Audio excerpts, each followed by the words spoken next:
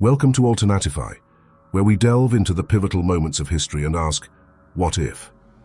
Today we confront one of the most defining events of the 21st century. We ask a question that for many feels almost sacrilegious to ponder. What if, on that horrific day of September 11, 2001, the twin towers of the World Trade Center had not collapsed? The planes still struck, the fires still raged, and the world watched in terror. But the iconic structures against all odds remained standing. This isn't about diminishing the immense tragedy or the lives lost. It's about exploring the profound ripple effects, the unforeseen consequences, and the alternative world that might have emerged from such a stark divergence. Join us as we speculate on a reality that never was. Let us be clear from the outset. The attacks of September 11th were an unspeakable tragedy. The loss of life, the pain, and the trauma inflicted upon thousands of families and an entire nation are facts that cannot and should not be diminished. Our hypothetical scenario acknowledges this profound human cost. Our premise hinges on a single impossible-seeming structural miracle. Despite the catastrophic impacts of the aircraft and the inferno that followed, the Twin Towers somehow held their ground. They were severely damaged, scarred and burning, but they did not fall. How could this be?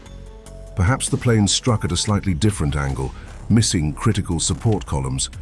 Maybe the fireproofing, often cited as a point of failure, proved unexpectedly resilient. Or perhaps, in this alternate timeline, it was simply an inexplicable twist of fate, a moment of structural defiance against overwhelming force. Even without the collapse, the horror of that day would have been immense. Thousands would still have been injured, trapped, or perished in the initial impacts and fires. The psychological impact on survivors, first responders, and the nation would remain devastating, a wound that would never fully heal.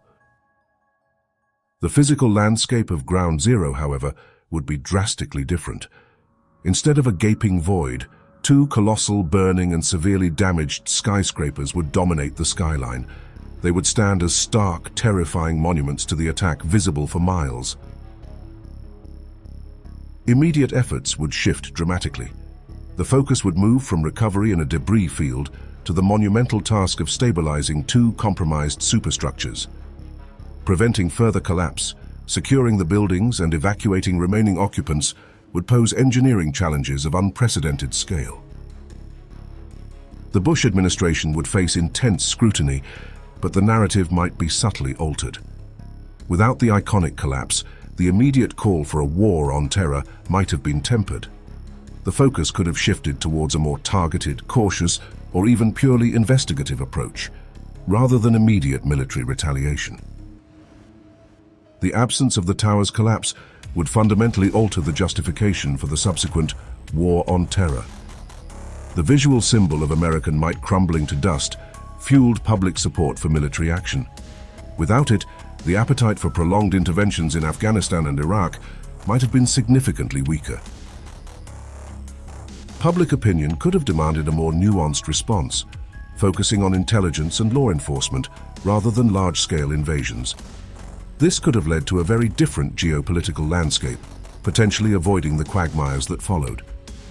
The Patriot Act, in its sweeping form, might never have been enacted. Its provisions, which expanded government surveillance powers, were largely justified by the perceived existential threat symbolized by the tower's fall. Without that potent symbol, the balance between security and civil liberties might have tilted differently. The global landscape of counterterrorism and surveillance would undoubtedly be less pervasive. The economic fallout post-9/11 might have been less severe. The destruction of the towers and the subsequent disruption to financial markets contributed to a downturn. A standing, albeit damaged, financial district might have allowed for a faster recovery. This could have altered the trajectory leading up to the 2008 financial crisis, perhaps softening its blow or even preventing it entirely. The psychological impact, while still profound, would manifest differently.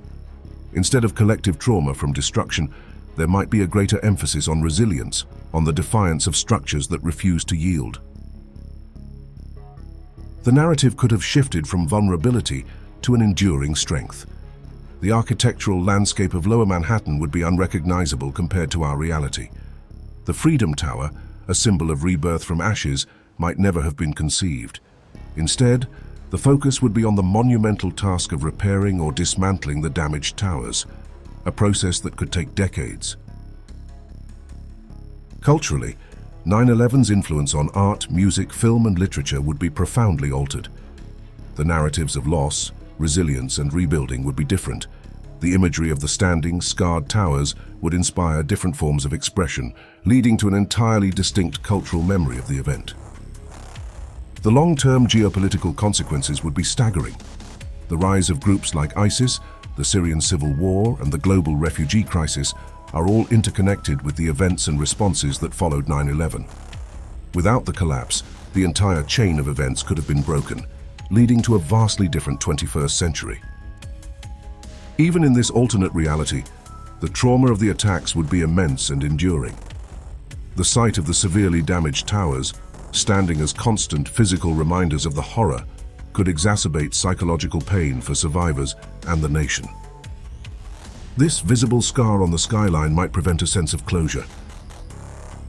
The towers remaining standing might have inadvertently fostered a false sense of security. It could have led to complacency, underestimating the true threat of terrorism. This could have left the nation vulnerable to future, perhaps even more devastating attacks, as the perceived invincibility of structures might translate to a perceived invincibility of the nation. The government's response, even without the collapse, would face intense scrutiny. The sheer scale of the attack, coupled with the visible damage, could lead to a loss of public trust. This could manifest as political instability, social unrest, and deep divisions over how to proceed regardless of the tower's fate. The absence of collapse might paradoxically fuel even more fervent conspiracy theories. Questions about how the towers could have withstood such an impact might lead to widespread distrust of official narratives. This could hinder efforts to address the root causes of terrorism, as public discourse becomes mired in speculation and doubt. The burden of repairing or safely dismantling two severely damaged superstructures would be astronomical. The costs would divert immense resources from other critical areas, such as healthcare, education, or infrastructure development. This financial drain could have long-term negative impacts on the nation's economy and social programs. The butterfly effect implies that any major divergence creates new, unpredictable challenges. This alternate world would undoubtedly face its own unique conflicts, forms of suffering, and unforeseen consequences. A different path does not guarantee a smoother one, merely a different set of problems. In this alternate reality, the government's response to terrorism might have been more measured and strategic. Without the immediate visceral shock of the tower's collapse, there could have been less public pressure for swift, retaliatory military action. This could have led to a more cautious, intelligence-led approach, potentially avoiding prolonged and costly wars.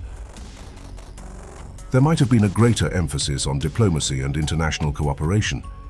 Instead of military interventions, the focus could have shifted to addressing the root causes of terrorism, such as poverty, inequality, and political grievances, through non-military means. This could have fostered stronger global alliances. The shared experience of survival, of witnessing the towers stand defiant, might have fostered an even stronger sense of community and solidarity. The narrative could have become one of collective resilience against an external threat, uniting people in a common purpose of rebuilding and protecting. Society might have become more resilient, learning to cope with adversity without the complete destruction of iconic symbols. The experience could have instilled a deeper understanding of vulnerability, coupled with a profound appreciation for endurance and the strength found in collective action. This could lead to a more robust and adaptable society. Ultimately, the absence of the tower's collapse might have prevented the subsequent chain of wars and conflicts that defined the early 21st century. By altering the initial response, this alternate timeline could have led to a more peaceful world, with fewer lives lost and less global instability. It's a hopeful yet speculative vision. The fragility of reality, the interconnectedness of events, and the profound impact of choices are laid bare when we explore such a monumental what if. The collapse of the Twin Towers was not just a physical event, it was a psychological and geopolitical earthquake that reshaped our world. To imagine a world where they stood is to imagine a cascade of different futures, both better and worse. It reminds us how thin the veil between our reality and countless others truly is. What do you think? How would your life be different if the towers had remained standing? Share your thoughts in the comments below. Like this video if it made you think, share it with fellow history buffs, and subscribe to Alternatify for more journeys into the roads not taken.